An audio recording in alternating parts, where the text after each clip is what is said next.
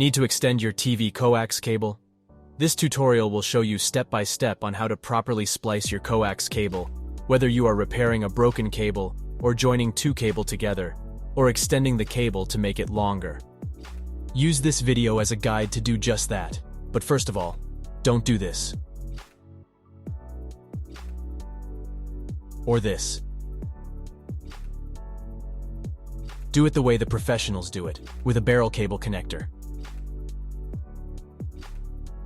If you are replacing a broken cable, cut out any part that is damaged. You will have to put on a new connector.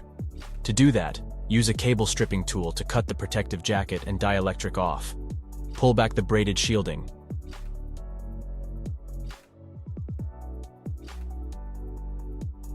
Insert a connector to the end of the cable, making sure that dielectric is flush with the inside of the connector. Cut off the excess center conductor, leaving about 1/16 of an inch. Use a cable compression tool to compress and lock the connector in place. To connect two cables together, first, screw on a barrel connector to one end of the cable and tighten it. Grab the end of the other cable that you want to join together and screw that on.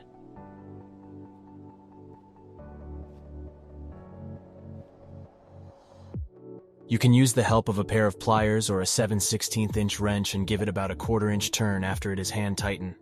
And you are all done properly connecting two cables together. If you enjoyed this video, hit the like button. Thanks for watching.